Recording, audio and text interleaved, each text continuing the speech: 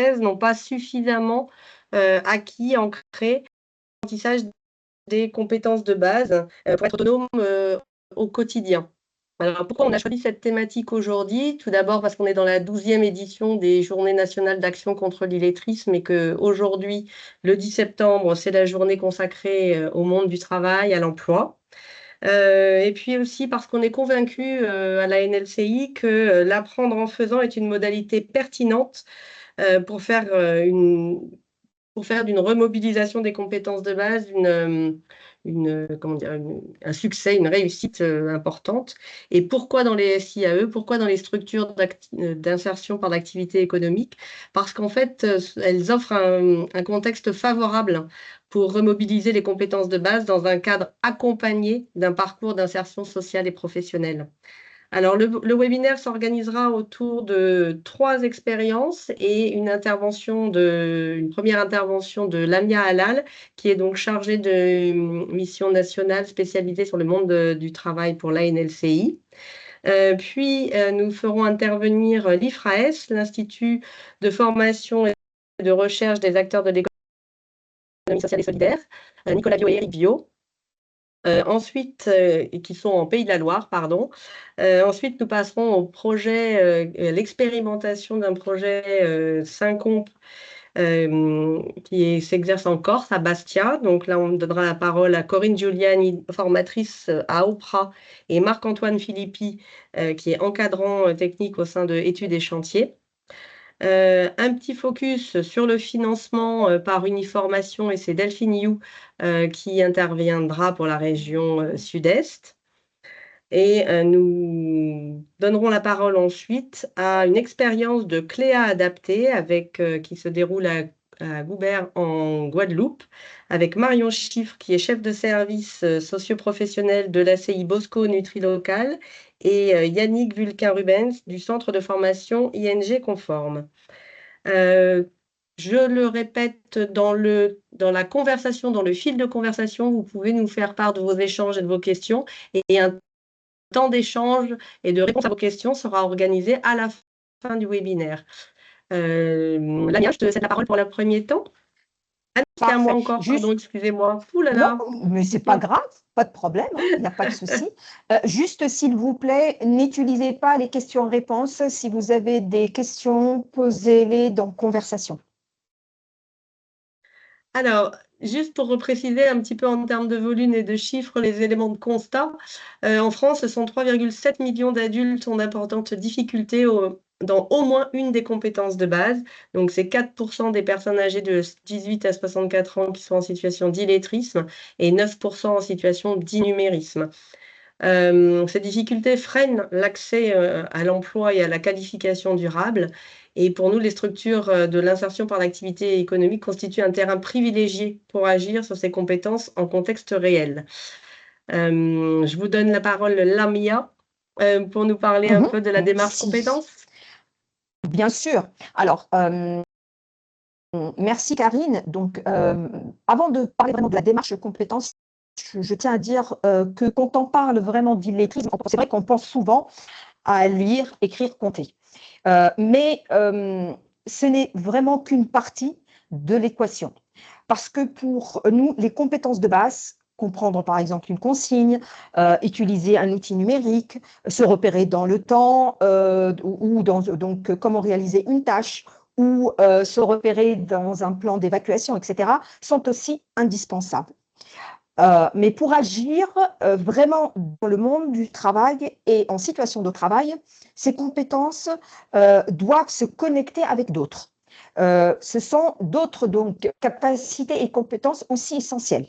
En dehors de ce noyau dur, comprendre, s'exprimer, ce que je disais à l'oral et l'écrit, calculer, se repérer dans l'espace et le temps et utiliser le numérique, il y en a d'autres qui sont aussi importantes, comme par exemple savoir travailler en équipe dans un cadre défini, savoir travailler en autonomie, repérer les règles d'hygiène ou respecter le cadre réglementaire de manière générale, gérer des situations, voire même apprendre à apprendre et du coup faire savoir.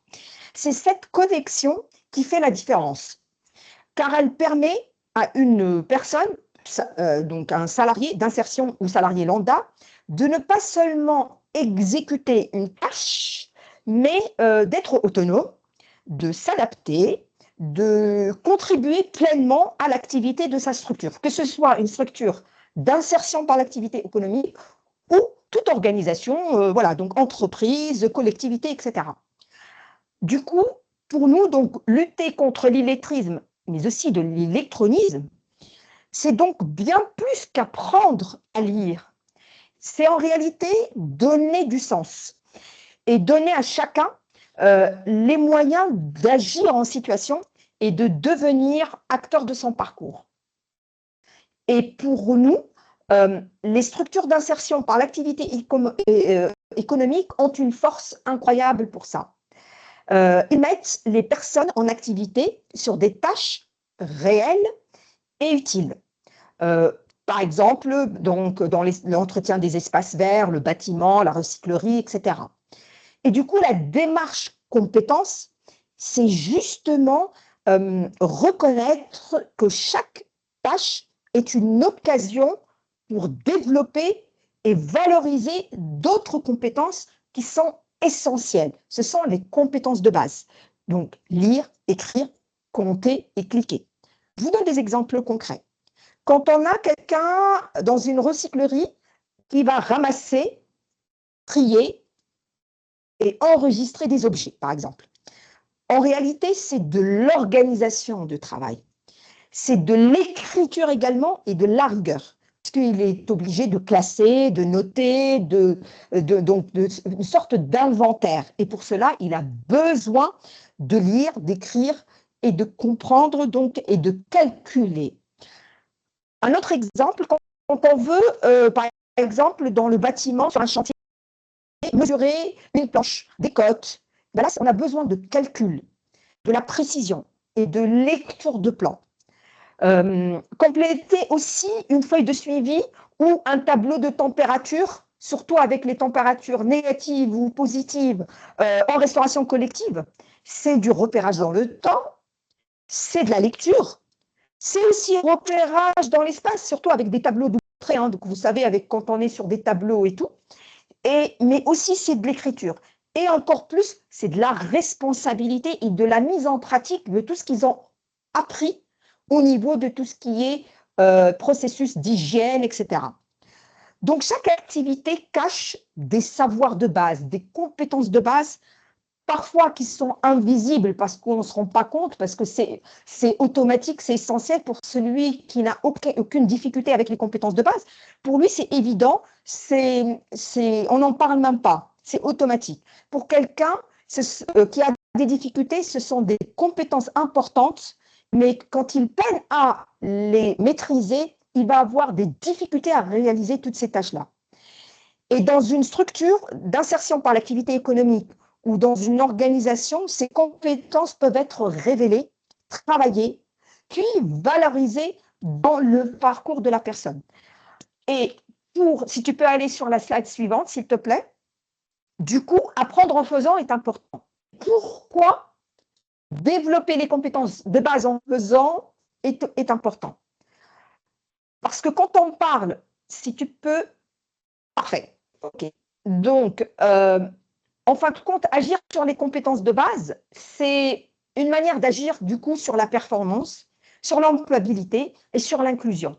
Parce que les compétences de base qui sont aussi essentielles dans une tâche de travail permettent à la personne d'être autonome, d'accord, pour pouvoir agir seule une tâche, de ne pas avoir besoin trop d'appui de l'encadrant, du coordinateur, du tuteur, du responsable, etc., et de pouvoir vraiment réaliser en instant T, sans passer par du surcontrôle, du surtemps, etc., une tâche.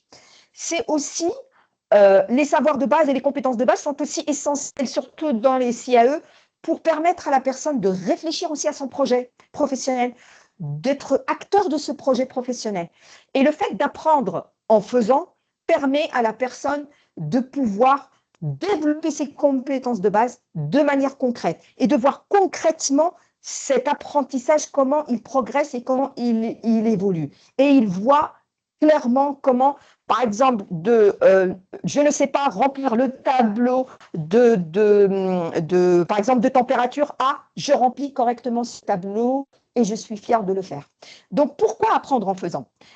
Quand on parle vraiment de la lecture, de l'écriture, du calcul ou même du numérique, beaucoup de salariés ressentent vraiment de la peur, du découragement, que ce soit des salariés de l'IAE ou pas, parce que c'est un tabou, parce qu'on utilise des stratégies d'évitement et de contournement, parce on essaye de cacher, parce que c'est un sujet invisible et on veut le rendre invisible, et pour certains, parce que on est dans le déni ou parce qu'on a vraiment peur. Donc, l'école a souvent laissé, pour certains, de mauvais souvenirs. Revenir donc en formation classique, c'est parfois vécu comme un retour en arrière, comme quelque chose de bloquant. Alors, apprendre en faisant peut être une réponse, euh, parce que tout peut changer. On part de situations concrètes, utiles pour le travail. On donne immédiatement du sens.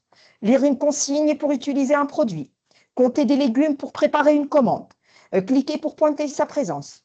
On progresse par petits pas, sans stigmatisation, que ce soit pour soi-même, parce qu'on s'auto-évalue, on dit oui, on n'est pas capable, etc., parce qu'on manque de confiance, mais également par le tuteur ou par l'équipe donc apprenante. Et surtout, du coup, on restaure la question de la confiance. Je ne suis pas en échec, la personne peut dire, je réussis parce que j'apprends à travers ce que je fais déjà. Et là, ce sont des paroles de personnes, hein, donc de salariés, donc de l'IAE. Là, je vous donne des témoignages de personnes qui expriment l'importance d'apprendre en faisant. Mais il y a aussi quelque chose d'encore plus important. Apprendre en faisant, ce n'est pas seulement acquérir des gestes ou répéter, par exemple, des tâches, c'est apprendre aussi, du coup, à lire, compter, écrire, cliquer dans des situations réelles qui ont du sens. Et c'est là que se joue vraiment l'essentiel. Développer des compétences, on peut développer des compétences de base, on peut devenir autonome et surtout, retrouver son pouvoir d'agir. Parce que pouvoir lire une consigne, pouvoir écrire une note, pouvoir aussi compter une commande, etc., ce n'est pas juste exécuter une tâche, c'est être capable de comprendre, de vérifier, d'agir par soi-même. Et là, comment on peut apprendre en faisant? C'est aussi simple et qui demande en revanche beaucoup de travail, amont, mais également pendant. En d'autres termes, on n'apprend pas en dehors du travail, mais à travers le travail. Et pour cela, on va être donc sur des étapes. On va partir d'une tâche concrète, déjà connue du participant, comme je vous ai dit, calculer des cotes, par exemple, d'accord? On va travailler du coup sur cette tâche-là. Qu'est-ce qu'elle va mobiliser comme compétence de base en termes de lecture, en termes de calcul? Est-ce que je vais avoir besoin d'addition? Est-ce que je vais avoir besoin de soustraction, etc. Et du coup, je vais introduire les compétences de base pour pouvoir permettre à la personne de réaliser cette tâche-là et de comprendre le mécanisme de comment réaliser cette tâche-là et avec quels moyens en termes de compétences de base. Et à la fin, c'est de revenir et de réfléchir à ce qui a été fait, ce qu'on a compris et comment on pourrait améliorer. Du coup, ici, le développement des compétences de base n'est pas un objectif en soi, mais carrément une finalité pour renforcer la confiance en soi, devenir autonome, élaborer, choisir son projet, accéder à une insertion durable, etc. Donc, si vous voulez, concrètement, c'est les compétences de base, ce sont des moyens, certes, mais si on ne les a pas, si la finalité, ce n'est pas d'être donc au fait de toutes ces compétences et de les maîtriser, on ne pourra pas réaliser toutes ces tâches par la suite de manière autonome. On ne pourra pas les transférer. Et c'est là le concept même, si vous voulez, de le apprendre en faisant et de la FEST. Donc, la formation en situation de travail. Parce que grâce à la FEST, on peut renforcer ce socle de base et avoir des situations de travail comme levier. Et c'est là l'intérêt de la FEST. Parce que, euh, si vous voulez, avec la FEST, il ne s'agit pas seulement de travailler, mais également de travailler, donc de voir des situations réelles, une tâche du quotidien, identifiée comme formative. On va être dans une phase aussi réflexive, un temps d'échange, surtout avec le tuteur, etc., pour comprendre qu'est-ce que j'ai appris, comment j'ai appris, etc., et une progression. Et on voit la progression. Et ça renforce la confiance en soi et ça renforce la connaissance aussi de ses capacités, de son potentiel, de ses compétences, mais également de ses limites. Ce qui peut être utile pour pouvoir travailler, réaliser son projet professionnel et accéder par la suite à une insertion durable. Donc, dans les structures d'insertion par l'activité économique, le apprendre en faisant et la FEST permettent réellement d'ancrer les compétences de base dans le concret. Comme je vous ai dit, lire une étiquette, écrire une fiche, compter une mesure, cliquer sur une barre, ce sont des gestes simples, répétés, expliqués, valorisés et qui deviennent des apprentissages. Donc, c'est donner du sens et de l'action grâce à l'apprentissage. Voilà. Donc, voilà, pour moi et pour nous, apprendre en faisant et la formation en situation de travail sont des leviers puissants pour pouvoir développer les compétences de base, renforcer cette inclusion et sécuriser les parcours des salariés en insertion. Voilà. Merci beaucoup, Lamia. Merci à toi. On va donner peut-être plus des exemples aussi concrets à travers les 3 projets qui vont être présentés. Et donc, je donne la parole tout de suite à Nicolas Viau et Éric Viau qui vont se présenter. Est-ce que vous êtes là? Nous sommes là. Est-ce qu'on nous entend? Oui. Oui. Bon, bah, on prend la main donc pendant 15 petites minutes pour tenter de vous faire part de notre expérience. Donc, moi, je suis Nicolas Viau, je suis le directeur de l'association IFRAS. Et moi, Éric Viau, je suis directeur d'un chantier d'insertion partenaire de l'IFRAS depuis de nombreuses années.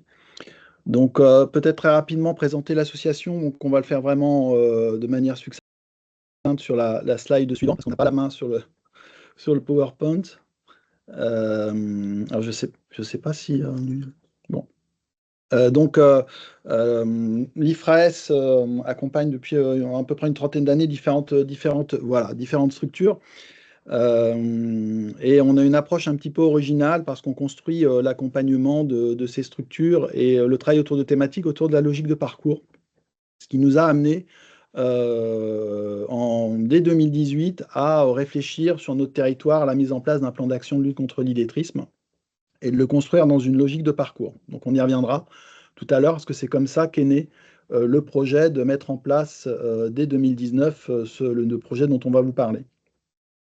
Depuis 2019, l'association, comme je le disais, anime un plan d'action de lutte contre l'illettrisme sur Angers, donc on est dans l'ouest de la France. Et depuis 2023, nous avons mis en place un centre ressources illettrisme départemental, voilà, qui est un petit peu une particularité du territoire et sur lequel on travaille. Un constat, fin 2019, on se rend compte que dans le parcours qu'on a construit, on a une rupture, qui est une rupture importante, et cette rupture se situe à la porte des chantiers d'insertion. Malgré une forte motivation pour accéder à l'emploi, on a des publics qui se présentent et qui n'accèdent pas aux entreprises et ni à l'IAE, faute de maîtriser suffisamment les compétences de base. Donc, ces personnes sont, en plus, quand elles rentrent sur le chantier, repérées tardivement. Et puis, il n'y a pas vraiment de solution adaptée. On ne revient pas sur la problématique de l'illettrisme et sur tous les freins au retour aux apprentissages, mais pas vraiment de solution adaptée pour accompagner ces personnes. Donc, la question qu'on se pose, c'est comment réhabiliter l'envie d'apprendre et puis quelle nouvelle étape possible dans le cadre d'un parcours inclusif d'apprentissage. Donc, c'était la slide suivante. Alors, je ne sais pas si c'est peut-être à moi de dire qu'il faut passer les slides, donc je vais le faire. Voilà, et là, on passe à la slide suivante. Donc, quelle réponse apporter aux personnes privées d'emploi en situation d'illettrisme? Déjà, ne pas faire de la formation savoir de base un préalable à l'emploi, parce que c'est ce qu'entendaient un petit peu les publics qu'on accompagnait. revenez nous voir quand vous aurez une meilleure maîtrise des savoirs de base. Et donc, les personnes n'accédaient pas à l'emploi, ou c'était soit l'emploi, soit la formation. Et utiliser pour nous, ce qui était à la fois une contrainte et une opportunité, le travail comme un moteur et un prétexte pour retourner vers les apprentissages. Et donc là, on a commencé à se questionner quelle pédagogie, quelle méthode mobiliser pour réaliser cette ambition. Si on peut avancer, merci. Donc, en 2020, ben, on se met autour de la table à l'IFRAS et puis on commence à réfléchir. On commence à mobiliser des partenaires et puis on met en œuvre toute une phase d'ingénierie pour essayer de créer un dispositif d'accompagnement qui permette effectivement à ces publics rentrant sur les chantiers d'insertion de bénéficier d'un contrat de travail, mais aussi de pouvoir avoir un focus sur les apprentissages au savoir de base. C'est là que Eric, directeur d'un chantier d'insertion, entre dans la partie, parce que ça ne pouvait pas se travailler sans effectivement un chantier d'insertion, et on réfléchit ensemble avec une autre structure de formation aussi au FIPA, à ce que pourrait être ce dispositif. Et donc, après à peu près 6 mois de réflexion et de travail, on aboutit à l'idée de créer effectivement un dispositif d'accompagnement pluriel qui mêle à la fois de la FEST, et la nouveauté, c'est que effectivement, quand on a commencé à travailler, on s'est dit on va faire de la FEST savoir de base, ce qui ne se faisait pas encore. Comment on va décliner cette méthodologie qu'on trouvait fortement intéressante pour mobiliser les publics en insertion autour des savoirs de base. Et pas seulement, parce que l'idée, c'était aussi qu'aux côtés de cette FEST accès savoir de base, on puisse aussi avoir des formations en salle. Parce qu'on s'est rendu compte que la FEST savoir de base seule, sans forcément un accompagnement un peu plus formel autour des savoirs de base, était insuffisant. Donc, ça nous a amené à créer des outils, un livret d'évaluation pour évaluer les compétences, des fiches PEDA. On ne rentre pas un petit peu sur toute la méthodo qu'on a mis en œuvre pour mettre en place des actions à FEST savoir de base. Mais voilà, il y a un gros travail qui est fait de création d'outils, à la fois avec les CIP, les encadrants techniques, l'organisme de formation, IFRAS, plus spécialisé sur le volet illettrisme, et le chantier d'insertion pour que ça s'inscrive bien aussi dans la pratique.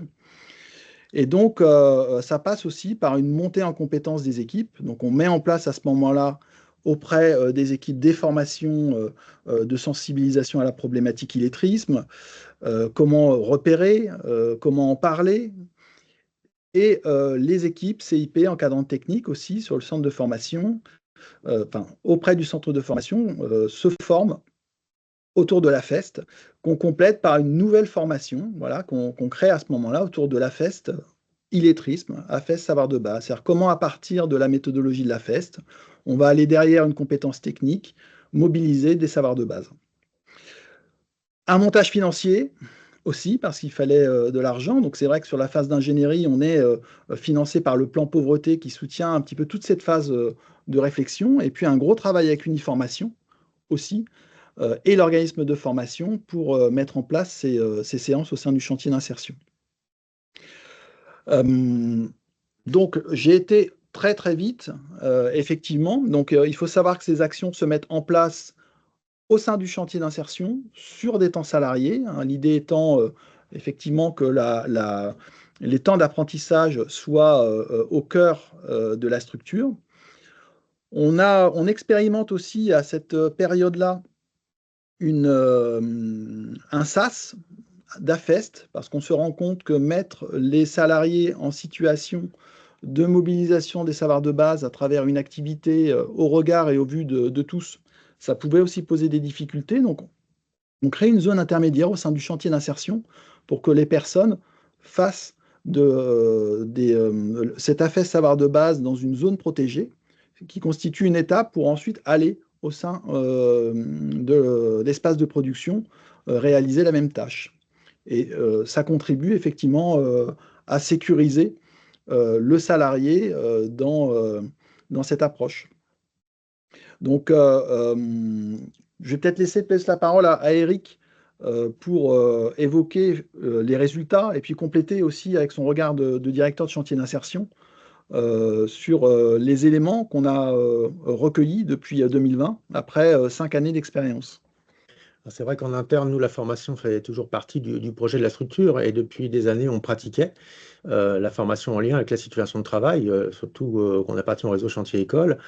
Mais le plus de cette déclinaison de l'AFEST, l'affaire savoir de base, c'était vraiment de débloquer des situations d'apprentissage parfois qui étaient un peu complexes, parce que c'est vraiment porteur de sens pour les personnes, hein. C'était évoqué un petit peu auparavant par la NLCI. On est vraiment dans des choses concrètes et les personnes sont au cœur de la formation et au cœur de l'action. Donc c'était vraiment quelque chose de très important pour nous qui a produit un certain nombre d'effets qu'on va évoquer un petit peu après sur la slide d'après. Mais ce qui était important pour nous aussi, c'est quand on a démarré en 2020, et là aujourd'hui en 2025, c'était un moment de se dire il faut qu'on se pose et qu'on confie à quelqu'un d'autre un regard sur ce qu'on pratique. Et en 2022, on a travaillé avec une universitaire qui avait carte blanche pour venir au sein de la structure, rencontrer les salariés en insertion, les permanents, les encadrants. Elle est intervenue pendant 2-3 mois et puis elle a pu regarder, observer et analyser un petit peu ce qui se pratiquait. Et ce travail a donné un résultat, notamment par un écrit qu'elle a produit, qui a été complété par Nicolas et qui est consultable et qu'on peut transmettre aujourd'hui. L'idée, c'était de se dire, nous, on est content de ce qui se passe, mais avec un regard extérieur, qu'est-ce que ça produit et quels sont les mécanismes qui fonctionnent et qui permettent aujourd'hui ces changements. Donc, on est aujourd'hui 4 ou 5 ans, 4 ou 5 ans de recul de pratique de cette AFEST savoir de base et de formation en parallèle. Ce qui est important pour nous, c'est de se dire, aujourd'hui, c'est à peu près 50 personnes qui ont été accompagnées. Donc, on est principalement sur un pic féminin, hein, entre 16, le 16 jusqu'à 55 ans, mais 34% aussi de publics jeunes. Sur le volet formation, on a 83% des personnes qui participent, qui sont présentes. C'est un chiffre assez élevé par rapport à d'autres taux de formation. Et ça s'explique notamment parce que la formation a lieu sur le temps de travail, sur le lieu de travail et en lien avec la pratique professionnelle. On n'est pas sur les modèles de l'école, de l'échec scolaire qu'on a connu. On est sur quelque chose de complètement différent et qui est porteur de sens au quotidien.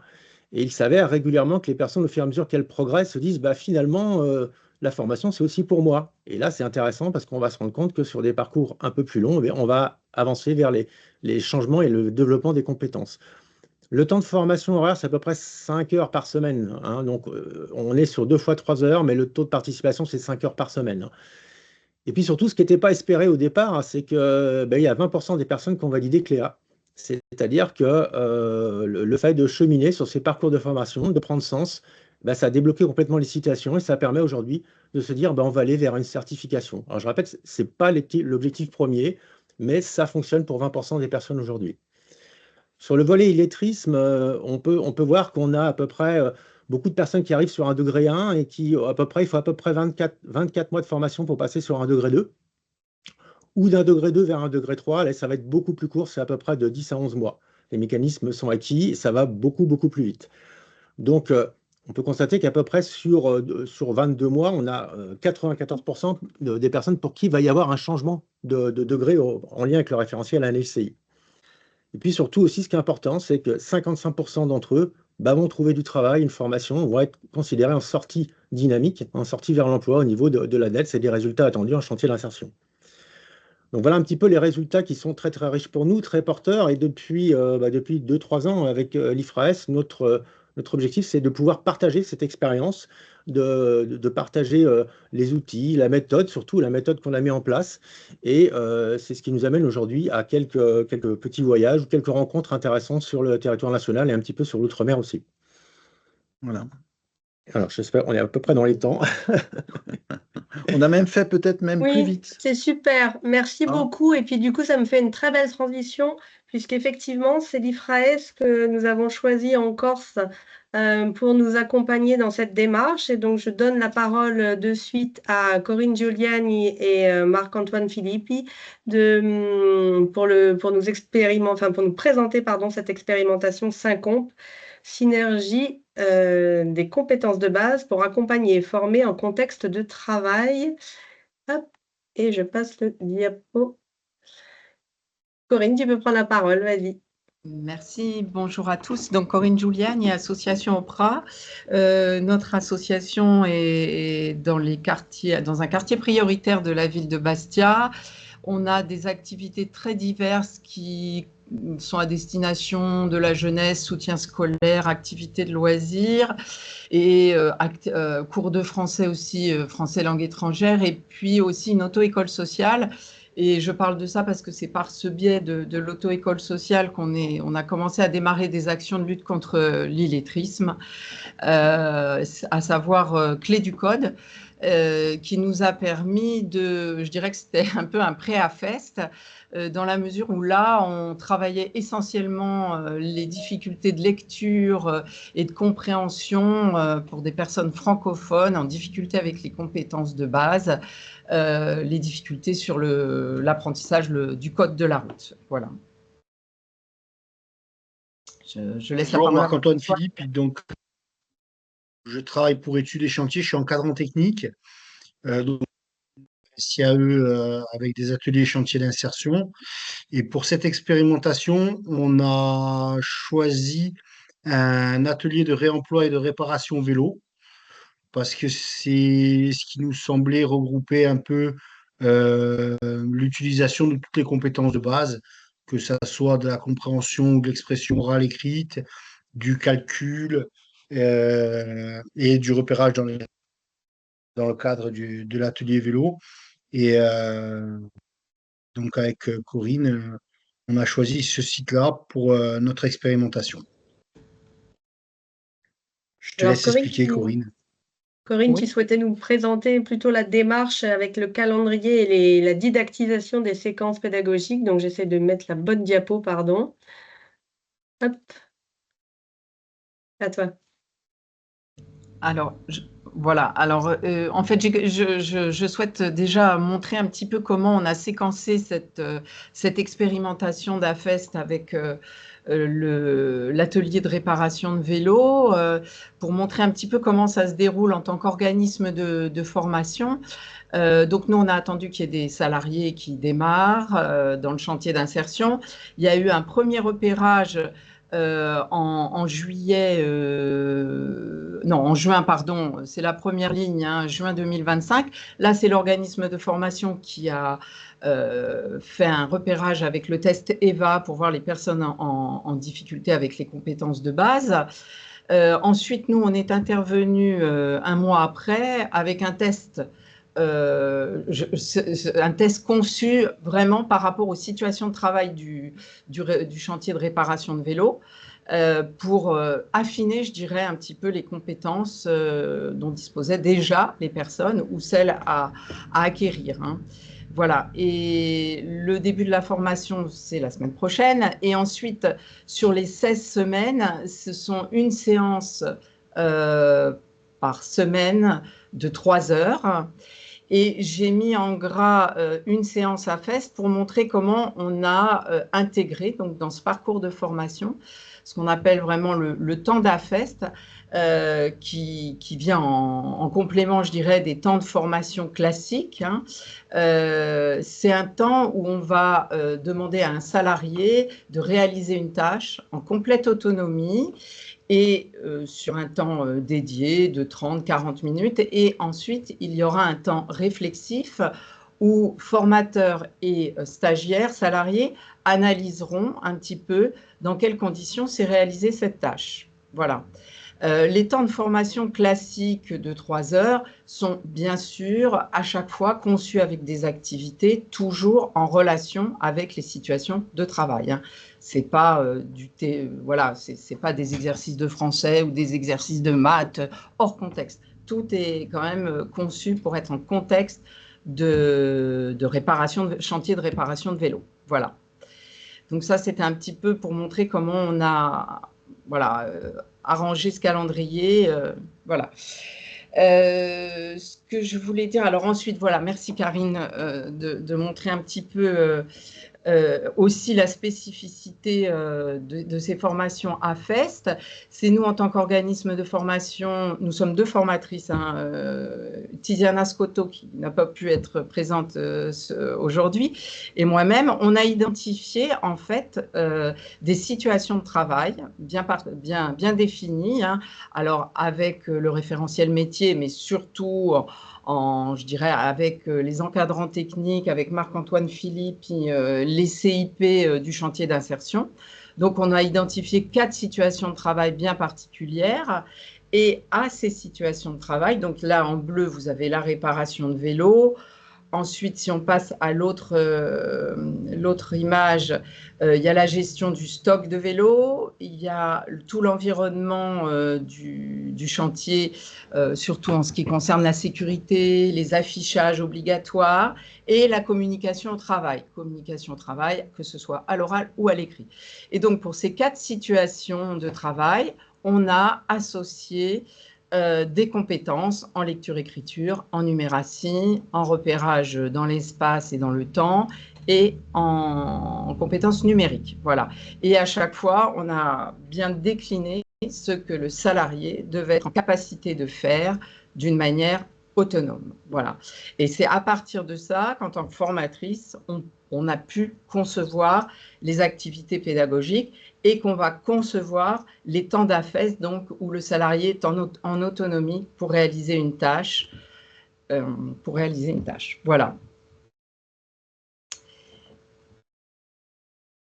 Je tiens à dire que cette phase, voilà, sur le slide d'avant, pardon, il y a un temps de préparation très important pour s'immerger dans le métier. Parce que bien sûr, ma collègue Tiziana et moi-même, on n'est pas du tout réparatrice de vélo. Donc, il faut quand même comprendre, c'est très important d'avoir un bon dialogue, d'aller voir le chantier, de poser des questions pour comprendre comment on travaille dans ce chantier de vélo. Et là, il faut avoir vraiment une collaboration à 100% avec les encadrants techniques. Pour être vraiment à même de proposer des situations, de didactiser des situations de travail dans les meilleures conditions. C'est des échanges réguliers. Nous, on est revenu souvent vers le chantier d'insertion parce qu'il y avait des choses techniques qu'on croyait avoir compris et qu'on n'a pas compris en fait en recul. Donc ça, c'est très important pour être... on a eu souvent peur de ne pas être crédible en tant que formatrice. Donc, il faut vraiment bien vérifier et huiler comprendre tous les process auxquels les salariés doivent obéir, enfin, toutes les contraintes du travail. Voilà. Donc, merci Karine, si tu peux remettre après l'autre slide. Voilà, là, je veux illustrer un petit peu toujours cette mise en contexte. Donc, pour dire que nous, on a créé notre propre test de positionnement quand on a rencontré les salariés en juillet. Donc, ils avaient été préalablement évalués avec l'outil de positionnement de la NLCI EVA, ce qui avait permis de détecter qu'il y avait des difficultés avec les compétences de base.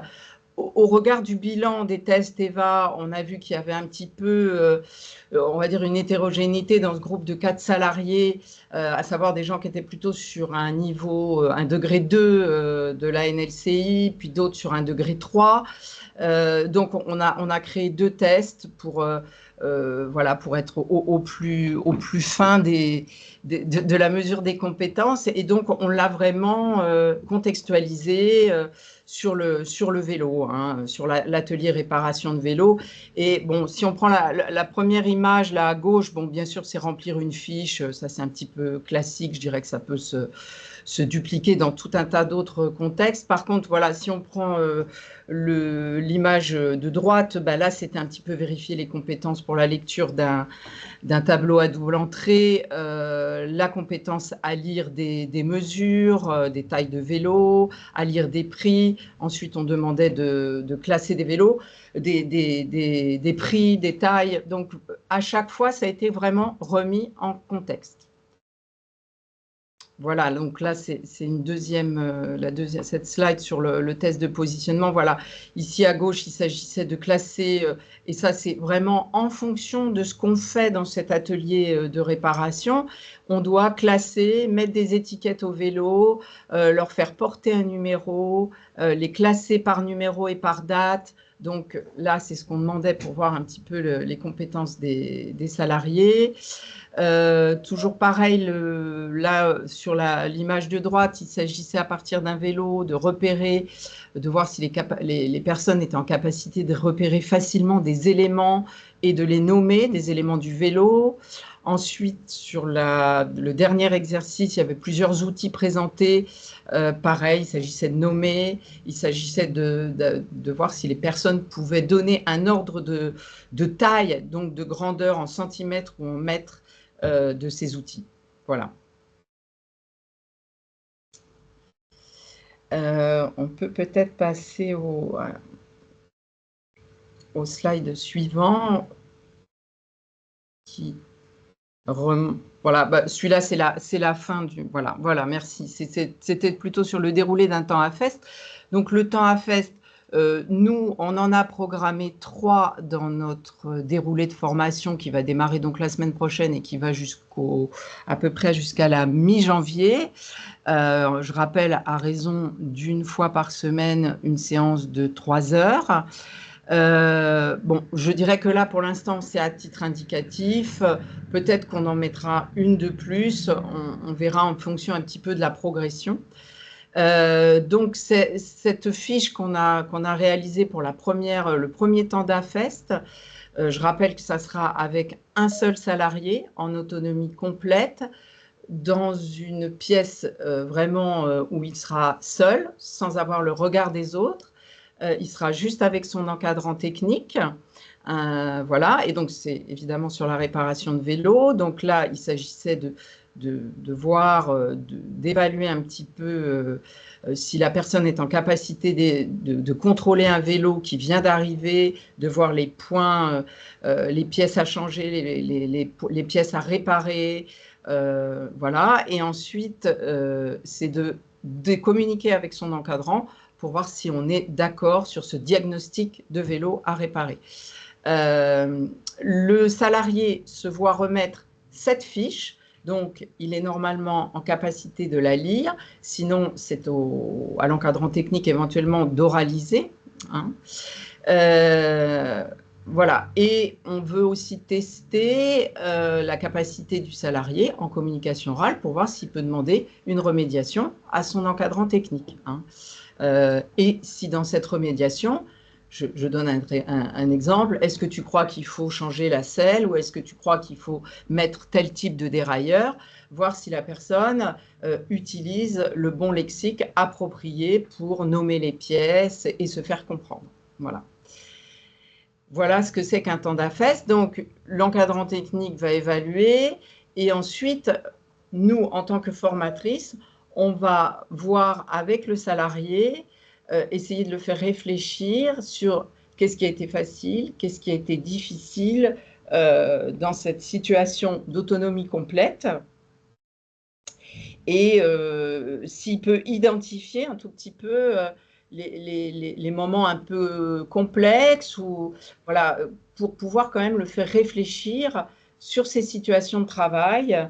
Et voilà, et si c'est facile pour lui d'identifier les difficultés et le faire réfléchir à chaque fois et lui permettre de les oraliser. Voilà. Voilà, Très bien, merci. J'ai terminé.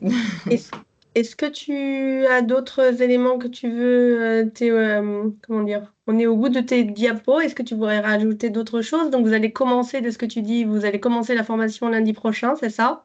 Mardi, oui. Donc, ça sera le mardi prochain, donc ce sera le grand test. Oui. Ok. Juste peut-être ajouter que le temps de formation est expérimental, donc il est peut-être un peu court, il peut paraître à des formateurs un peu court, mais c'est une expérimentation. Donc on espère bien sûr qu'à partir de là, on pourra, je dirais, multiplier les expériences d'AFEST et peut-être allonger du coup les temps de formation en AFEST. On espère peut-être. On passe au financement et à la question des financements avec Uniformation. Delphine You, est-ce que tu es là? Est-ce Je que... suis là. Parfait. Parce qu'en fait, souvent, hein, le nerf de la guerre, c'est le financement de toutes ces expérimentations et de ces actions de formation, qu'elles soient en situation de travail ou des actions de formation aux compétences de base. Donc, tu vas nous expliquer comment Uniformation, qui est d'ailleurs le loco commun à ces 3 expérimentations, nous a aidés en fait dans les différentes démarches. Oui, merci Karine. Donc, moi, je suis Delphine You, je suis conseillère emploi formation pour Uniformation. J'interviens dans le département des Alpes-Maritimes et pour la région Corse, donc la région qui nous intéresse sur cette expérimentation. Alors, tu peux passer à la slide de présentation. En fait, moi, ce que je voulais faire, c'est vous montrer comment un EPCO peut accompagner les entreprises sur cette nouvelle modalité pédagogique. Alors, j'attends. Voilà, super, merci beaucoup. Donc, un OPCO, en fait, peut accompagner les entreprises qui sont intéressées par la mise en œuvre de parcours AFEST dans le cadre d'une acculturation déjà à cette nouvelle modalité pédagogique. Alors, on a plusieurs possibilités dans notre offre de service en tant qu'OPCO. Donc, on a des ateliers thématiques qui peuvent être proposés sur toute l'année dans des différents territoires pour présenter ce qu'est l'action de formation en situation de travail. Et on a aussi dans notre offre de formation clé en main des actions de formation liées à cette modalité pédagogique. Devenir, par exemple, un accompagnateur tuteur à FEST ou juste comprendre ce qu'est la FEST.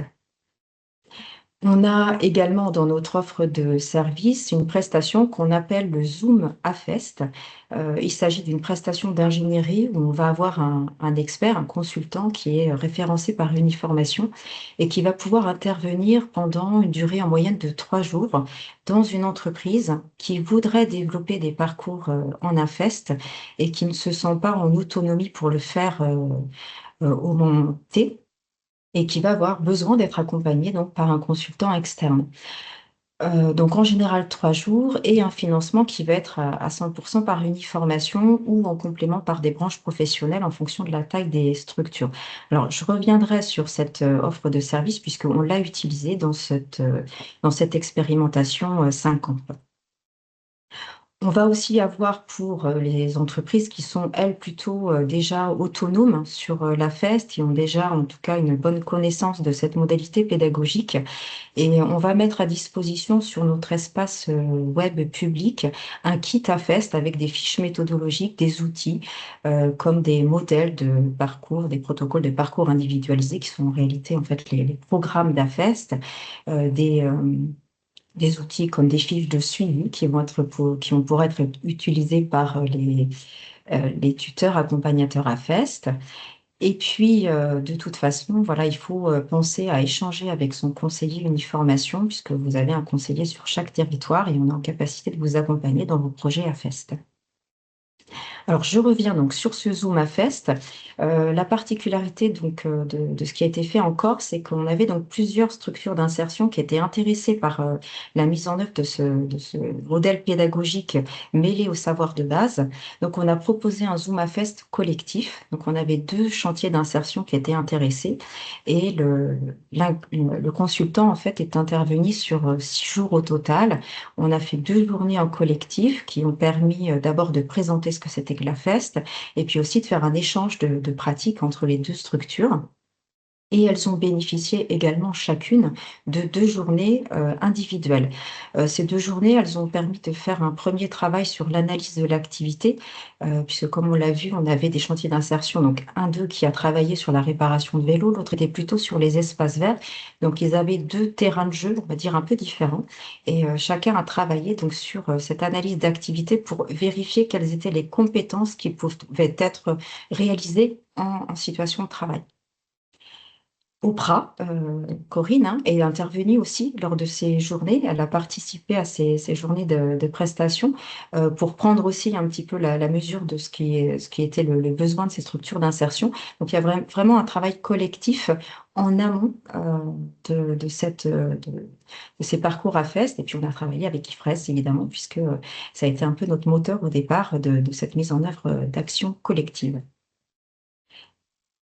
Voilà pour les outils. Et puis après, comme tu le disais, Karine, on va passer à la slide suivante sur le financement des actions formation en situation de travail. Alors, on a la chance dans notre OPCO d'avoir des financements de la part du PIC IAE, donc le plan d'investissement compétences pour l'insertion par l'activité économique. Il s'agit des fonds de l'État qui nous permettent de financer des parcours de formation pour les salariés en insertion. Et dans cette programmation PIC IAE, le premier objectif, c'est la sortie, on va dire, qui permet à un salarié en insertion de pouvoir avoir une insertion durable après. Donc, on est là pour financer des parcours de formation qui vont leur permettre de gagner des compétences qui pourront être transférables ensuite. Et puis, un des objectifs, c'est zéro sortie du PIC en situation d'illettrisme. Donc, on s'est appuyé sur cet objectif-là également pour pouvoir financer ce parcours à FEST. Alors, qui est un parcours, comme on l'a vu, qui n'est pas du 100% à FEST.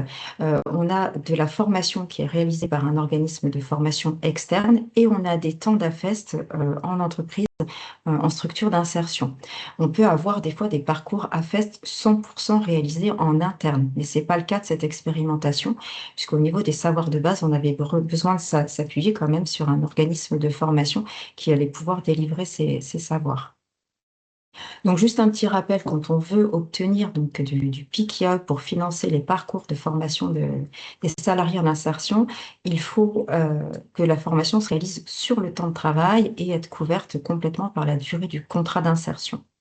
Donc, en gros, aujourd'hui, on peut financer des parcours de formation qui débutent là, en ce moment, en 2025, et qui se terminent au plus tard en 30 avril 2026. Je le dis au cas où il y aurait des nouveaux projets qui voudraient voir le jour prochainement.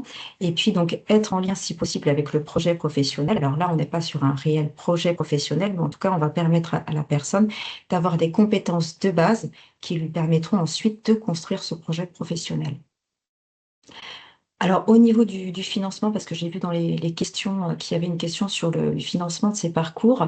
Donc, au niveau de la prise en charge, alors quand on va être sur un parcours qui va être avec un organisme de formation externe, ce qui va être financé, c'est évidemment le coût pédagogique de cette prestation-là.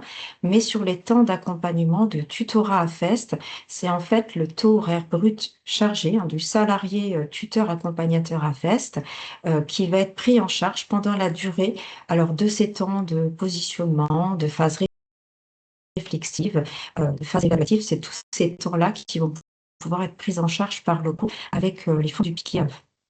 On peut éventuellement prendre en charge les frais annexes de vos salariés en insertion. Là, on voit ça plutôt quand on est sur des formations qui se réalisent en externe. Et puis, sur chaque projet, vous allez avoir une aide à la rémunération, puisque la formation devant se réaliser sur le temps de travail, il y a une aide à la rémunération pour la structure d'insertion. Et dans les documents qu'on vous demandera de fournir pour pouvoir engager vos projets de formation à FEST, alors si on est avec un organisme externe, comme là dans le cas en Corse avec Opra, on va avoir son devis en tant qu'organisme de formation. Et quand on est sur des parcours complètement internes, c'est le bulletin de salaire qui fait foi. Et on ne va pas demander un programme de formation, mais on demandera ce qu'on appelle un protocole de parcours individuel qui retrace en réalité l'intégralité du parcours de formation du salarié en insertion. Voilà pour ce financement. J'espère que ça a été, j'ai pu répondre à la question. Ensuite, on peut passer à la slide suivante, qui est juste une petite slide de conclusion. Donc, pour rappeler que vous pouvez donc retrouver tous ces éléments d'information qui t'affestent ou alors nos contacts directement sur le site uniformation.fr dans l'espace public dédié aux entreprises, que l'offre de formation clé en main, vous la retrouvez aussi dans votre espace privé dans l'onglet Mes formations. Et puis, vous pouvez aussi nous contacter toute la semaine ou en tout cas envoyer un mail. Alors là, j'ai mis les mails des deux régions que je couvre, PACA et Corse, mais vous pouvez donc contacter directement votre conseiller emploi formation qui saura vous accompagner dans votre projet à FEST. Merci. Merci beaucoup Delphine. Le support, ça me permet de préciser que le support vous sera évidemment adressé et qu'il y a du coup les coordonnées de chacun des organismes qui vont témoigner aujourd'hui. Et alors là, nous passons à une autre expérience, celle de l'ACI Bosco Nutri Local. Un peu différente, mais toujours parce qu'elle n'est pas sur une AFEST compétence de base, mais plutôt sur l'élaboration d'un CLEA adapté, mais ils vont nous expliquer tout ça. Alors, je ne sais pas si je donne d'abord la parole à Marion ou à Yannick.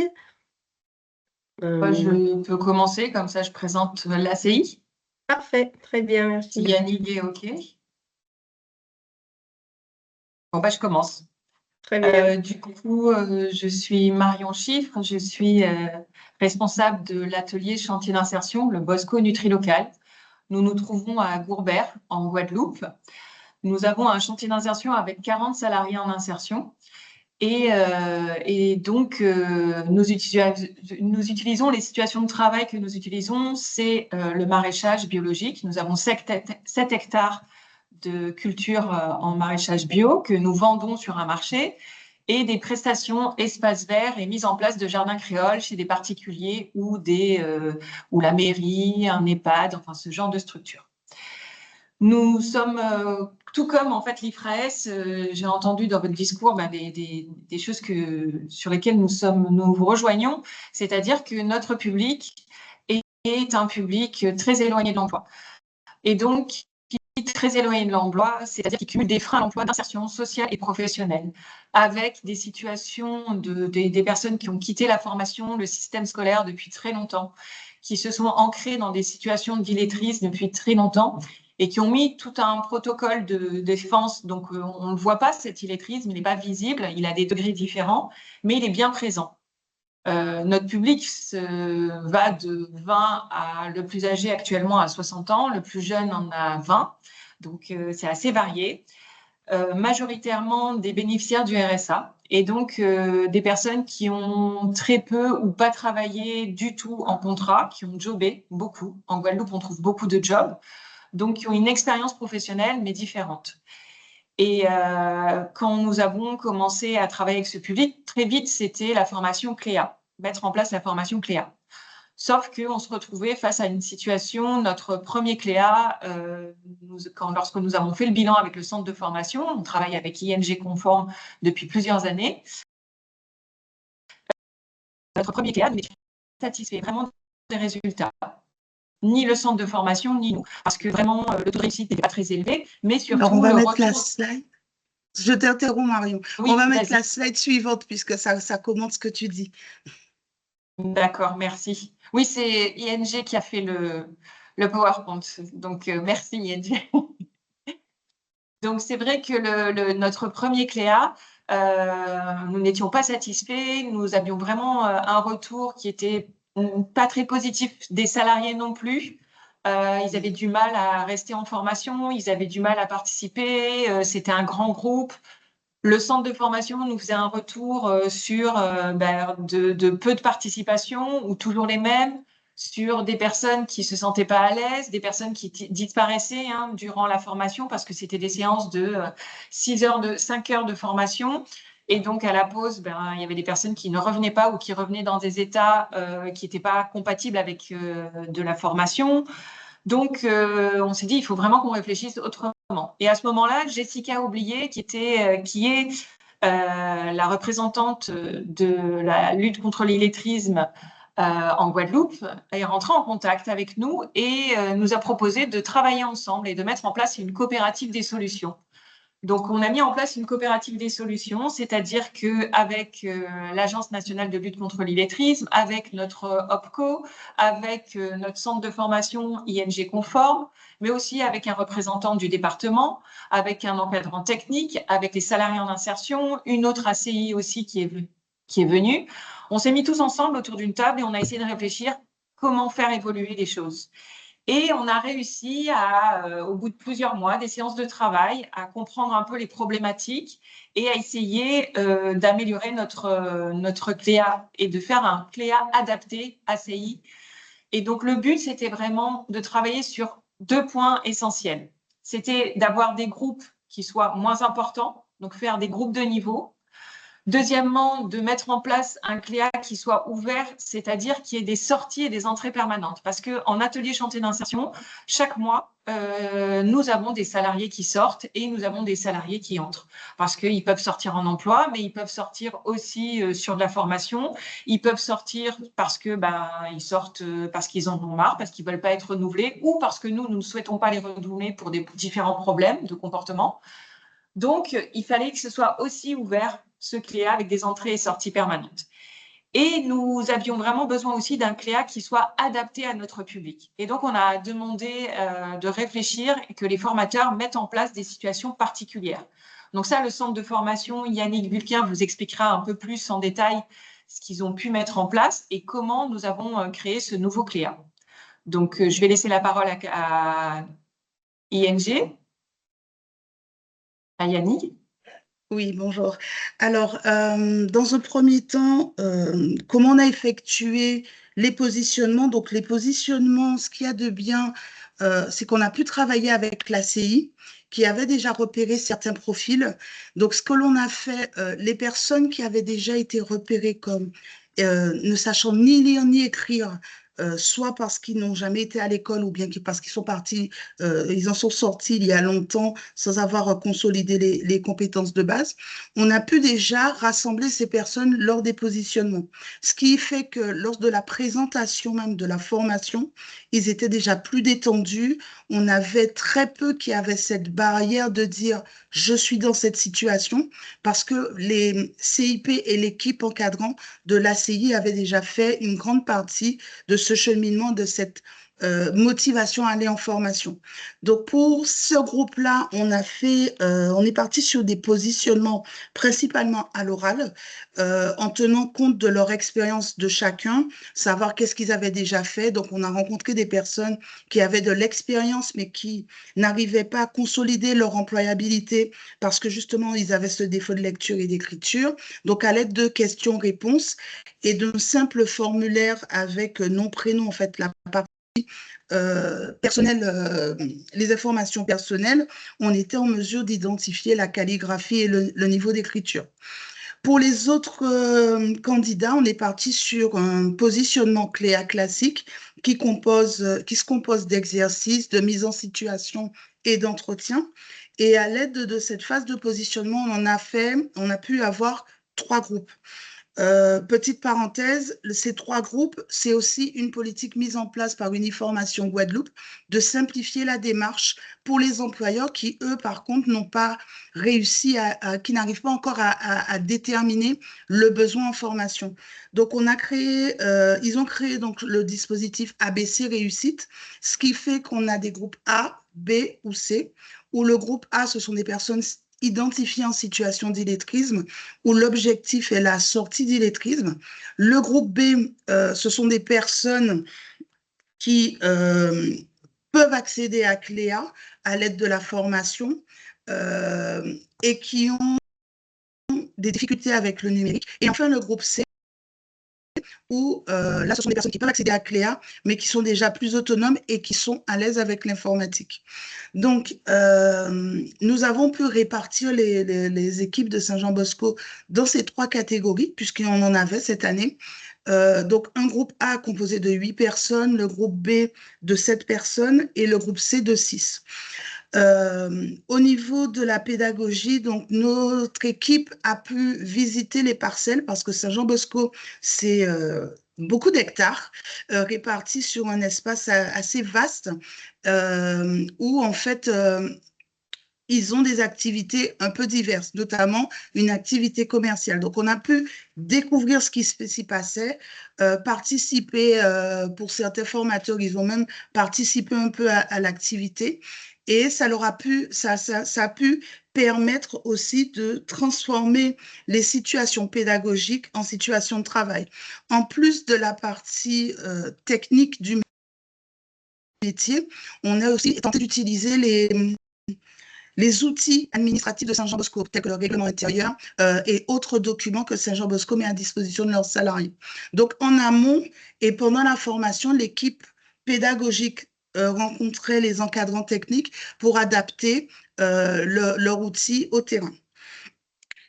Autre aspect, là je vais partir je vais sortir un peu de l'aspect pédagogique. L'aspect administratif a vraiment été soulagé, puisqu'en fait aujourd'hui on pouvait plus facilement faire des entrées-sorties.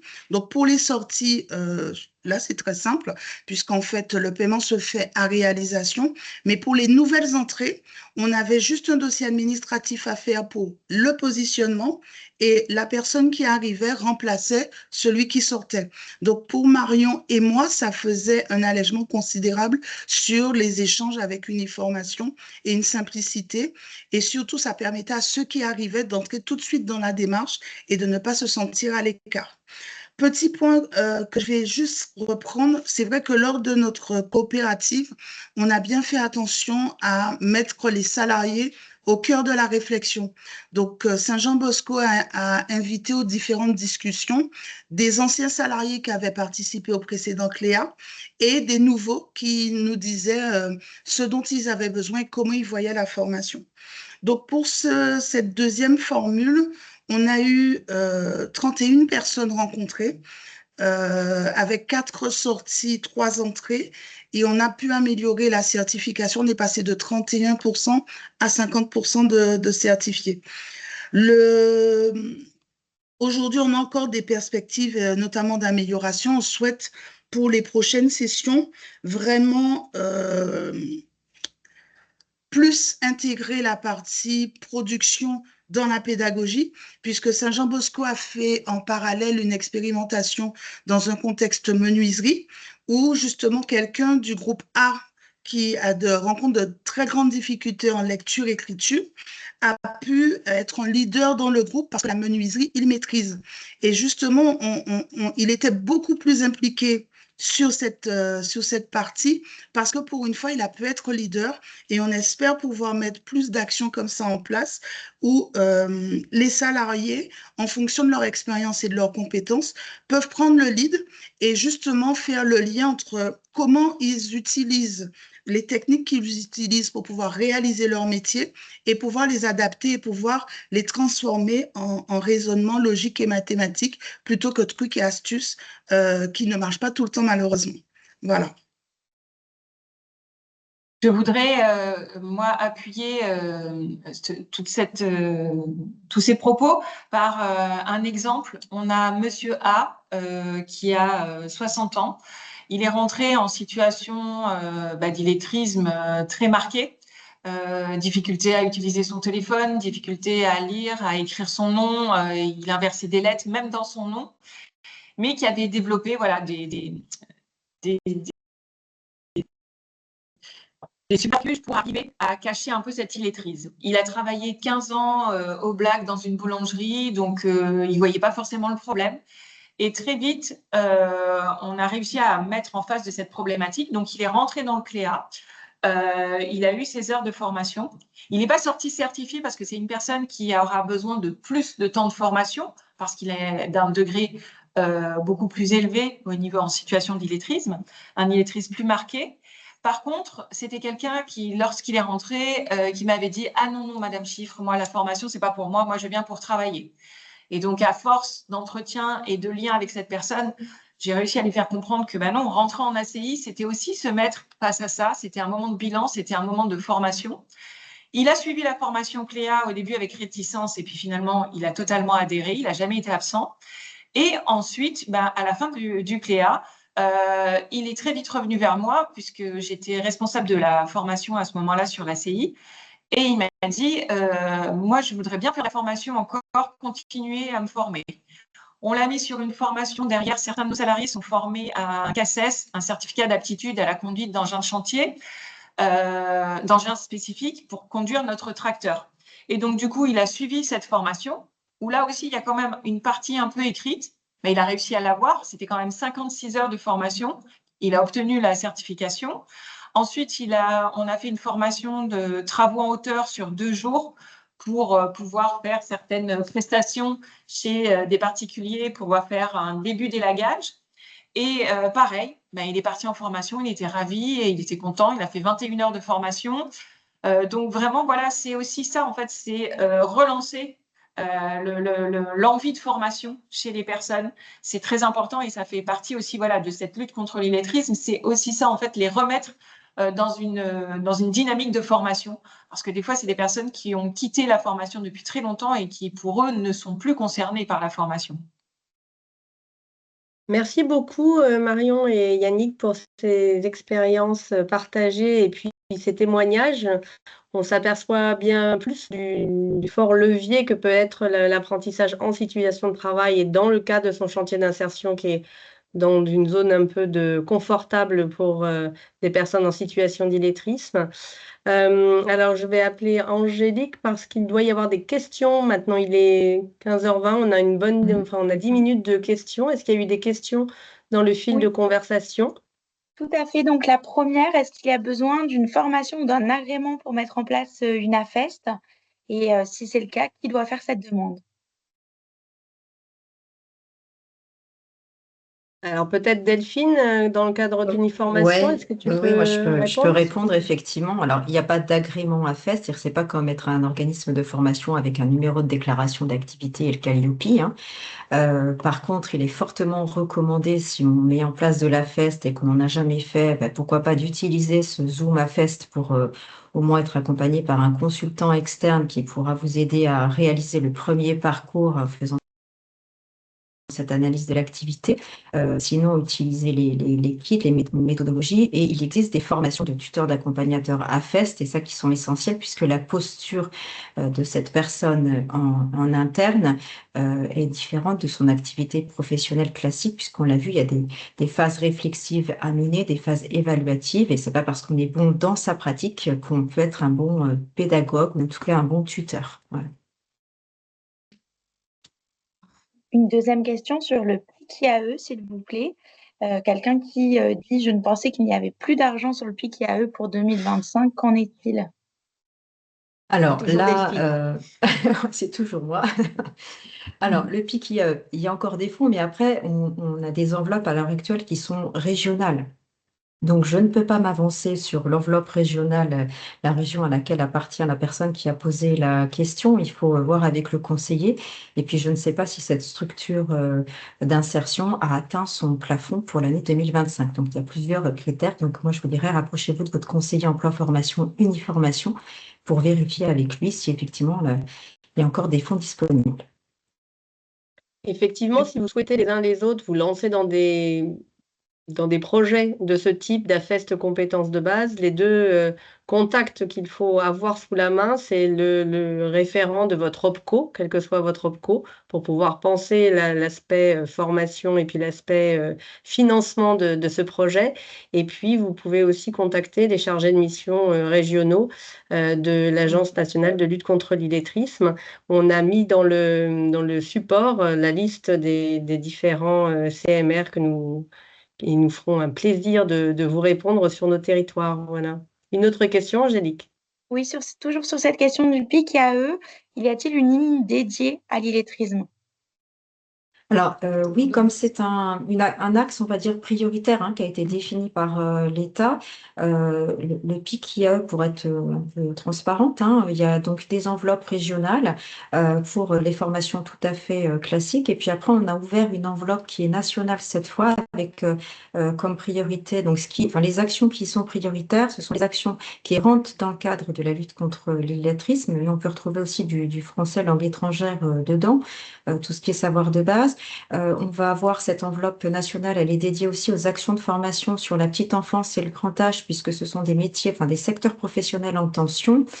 Et puis, c'est là-dessus aussi que sont financées, par exemple, les initiations, il me semble, les évaluations CLEA.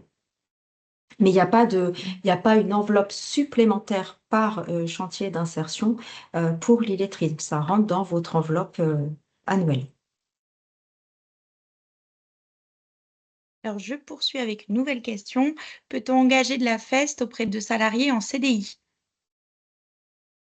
Oui, bien sûr, c'est une modalité pédagogique. Je continue, hein, je réponds, mais si c'est par rapport à la question salarié en insertion, salarié en CDI sur Sur une structure d'insertion, bien sûr, en fait, un salarié en CDI peut très bien être formé par la FEST si, pareil, il y a un programme qui a été mis en place, un parcours pédagogique qui a été créé et qui nécessite, en fait, ou en tout cas que la FEST paraît être la modalité pédagogique la plus intéressante pour acquérir la compétence qui est visée. Mais ça ne passera pas, ce ne sera pas un financement PIC-IAE, évidemment. Et est-ce que les modalités de financement de la FEST sont harmonisées entre les OPCO? Ça, c'est une question. Alors, harmoniser entre les OPCO, c'est-à-dire que là, on a présenté les projets qu'on vous a présentés aujourd'hui, ils ont été à destination de salariés en insertion de structures relevant de l'OPCO Uniformation. Donc, notre OPCO est un OPCO, on va dire, qui est un peu privilégié par rapport au PIC-IAE, puisqu'on a un OPCO de la cohésion sociale et c'est nous qui avons le plus de structures de l'IAE. Donc, c'est vrai qu'on porte le PIC-IAE et c'est pour ça qu'on parle beaucoup de ce financement. Après, chaque OPCO développe des accompagnements sur la modalité pédagogique à FEST, oui. Après, que ce soit harmonisé, chacun va avoir son offre de service autour de la modalité pédagogique à FEST, mais on a tous, en tout cas, comme objectif qui nous est fixé par l'État, de développer cette modalité pédagogique et donc d'accompagner les structures. Si je peux me permettre, beaucoup d'OPCO ont aussi des PIC-IAE, mais chaque organisation a donc voilà, son enveloppe, ses priorités. Et le plus intéressant pour la personne qui a posé la question, c'est de se rapprocher de son OPCO qui peut lui donner les informations les plus pertinentes sur leur PIC-IAE et sur la ligne donc savoir de base ou pas dans ce cadre-là. Je vous propose une autre question. Une professionnelle est actuellement en formation de conseillère en insertion professionnelle et aimerait se former sur ces questions d'AFEST. Comment faire? Alors, ça dépend de son statut déjà. Donc, si elle est salariée ou pas, voilà, parce que donc si elle est salariée, donc elle peut se rapprocher de l'OPCO de son organisation, hein, donc, et qui peut du coup voir avec son entreprise ou son organisation la faisabilité dans le cadre de le plan d'action, donc le plan de formation. Voilà. Et sinon, par rapport, si elle est demandeuse d'emploi, il faut voir aussi auprès de France Travail, hein, donc la faisabilité par rapport à la prise en charge de sa formation. Si vous avez, je ne sais pas, Delphine, si vous avez plus de précisions sur ça, n'hésitez pas. J'aurais fait la même réponse. Je peux juste compléter, sur certains territoires, il y a des formations qui sont financées par l'ADETS. Je sais que nous, sur les Pays de la Loire, avec Chantier École, il y a des formations gratuites à disposition des encadrants et des permanents qui sont financées par l'ADETS. Donc, vraiment, tout dépend du statut de la personne. Peut-être une dernière question, Angélique? Bah, écoutez, là, on a fait le tour, donc à moins que quelqu'un intervienne sur le fil. Ah oui, est-ce que la FEST peut s'adapter aux AI?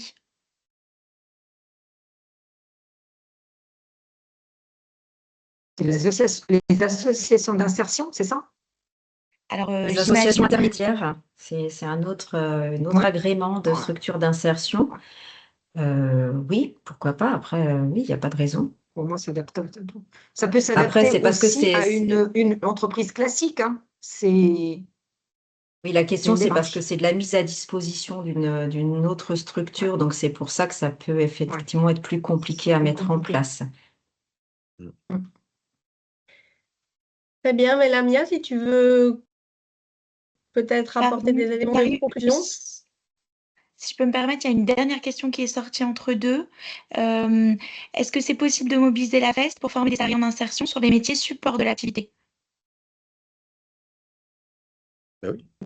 Oui, quelle que soit l'activité de travail, en fait, on parle d'un apprentissage en faisant, en activité, en situation professionnelle. Donc, quel que soit le métier support, il faudra adapter des contenus pédagogiques et des actions sur cette situation professionnelle particulière. Mais oui.